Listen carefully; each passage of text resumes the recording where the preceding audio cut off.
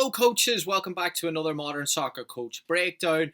Today we're going to look at build-up play. At youth level, when you're designing a session, sometimes with coaching philosophies, you think that you have to choose between opposed versus unopposed, or possession type versus verticality, or structured versus free play. But what we're going to look at today is that you don't have to choose between one or the other. In fact, it's probably better that you learn to use different types of exercises even in the same session, giving players opportunities to see different pictures and challenging yourself as coaches to set up a session that is a little bit multidimensional in terms of its functions. So today we're going to look at that. As always, please give it a like and a subscribe if you enjoy. Please check out the new ebook below we've also got out. We'll take a look at it during the session. Here we go, build up play at youth level. All right, so we always start off with objectives. An objective for me at build up at youth level would be maximum width, making it feel as expansive as possible and getting your structure and your shape set up. The second would be use of overloads and creating overloads. And the third would be then that verticality. So we're going to have technique and setup and structure. We're going to have the rondo type of possession, and we're also going to have that penetration type of football as well in terms of verticality. How do you put that all together with different training exercises? This is what I would do.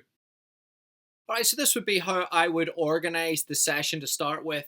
I would divide it into 3 vertical channels, 3 horizontal channels, and then alongside it, I'll have 2 other grids that I'm going to show you in a minute what I would use them for.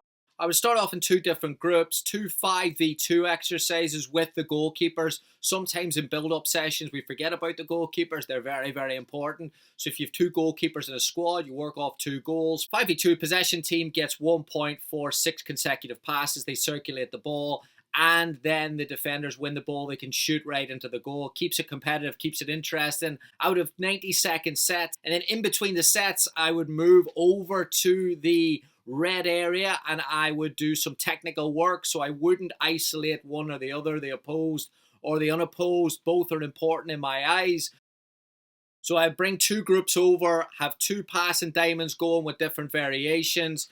If you're looking for variations and different technical exercises, please check it out on the link below for the Modern Soccer Coach ebook, 30 passing sessions. After 90 seconds, we move back into the grid, but we change the grid. So we take out the vertical channels and now 3 horizontal channels. You put 2 players in each one. You get initial overload with the goalkeeper, and now it's about that progression, that verticality in the game. So simple condition here, the defensive team are restricted to staying in their zones, but the attacking team can move. So if they need to use the overload, they can drop. And now it becomes a decision whether you need to use an overload or whether you can progress the ball just naturally through the thirds. But the objective of the game is to progress the ball, create the overload if you need it, and score a goal. If the defensive team win the ball, the conditions simply switch. So both teams are playing off the same conditions. So it's a really competitive game. These can be a little bit longer now than your initial rondo because there's a little bit more tactics to it, a little bit more movement. I would do 3 games of 4 minutes each. Give the players enough time to experience it and look for a little bit of feedback in between the sets.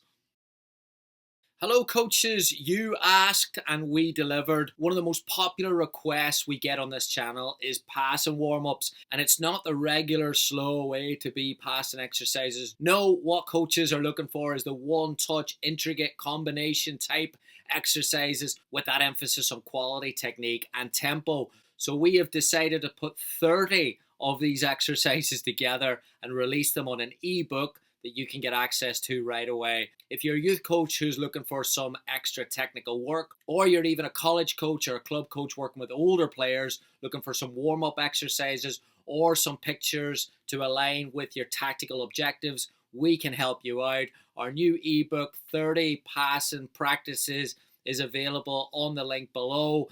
It's a PowerPoint that includes video, session details, and coaching points on each slide. Tons of ideas, tons of different pictures, lots of adaptions. You can get it on the link below or at modernsoccercoach.com/shop. Thanks for the support and enjoy. And then the last game is take away the horizontal channels, and now you've just got a match going 7v7. You allow players to move wherever they want. As a coach, you change a little bit here to more of an observer, where you just come in and maybe give more encouragement than you do coaching points. But again, you give the players a little bit more freedom towards the end of the session to experience the game in more of a flow state, but also as a coach to remove yourself from constant coaching and maybe evaluate the quality of the session to see what the progress is from the team, from what you expected to how they are performing at that moment in time. I think it's a great opportunity. We've talked about this in podcasts for coaches to maybe just stand back and observe. Also gives the players an opportunity to enjoy it a little bit more because the game is moving free flowing. Good way to finish, keep the score and finish on a high. So there you have it, coaches. Different types of exercises. Again, just to challenge this narrative that you have to choose one or the other, opposed versus unopposed. You don't. As you work with players on a daily basis and you're into periodization models, you can't just go with opposed all the time. There are going to be exercises and times where that you have to manage loads, and maybe you can't have everything being as competitive as you would like, but you want to keep that intensity level. You want to keep the tempo as high as possible. So a good way of doing it is to design passing exercises that have that element of tempo and movement, which of course we've got on our new ebook on the link below, and you can check that out. But also being comfortable as a coach designing exercises where you have possession, where you have verticality, where you have free play, and having it aligned to your principles of your training idea and also your game model. Putting that all together takes a little bit of experience and experimentation of what works and what doesn't work, but also as a coach having a database of ideas that maybe suit this type of play and suit that type of play. And that's what we try to promote a modern soccer coach. There's not one way of doing something. No, there's so many different contexts, there's so many different variables, and part of the enjoyment of coaching is finding out what works for your team or what doesn't work for your team or doesn't work for your players or doesn't work for a player, and being able to be a bit more accurate when you're trying to maximize that training time. That, of course, you're limited to if you're only working 1, 2 or 3 days a week, and I understand that there. So hopefully this is an idea of how to put it all together. If you enjoyed it or you have some feedback, please let us know on the link below, and please check out the ebook on the passing exercises. Thanks, and I'll see you next week. Goodbye.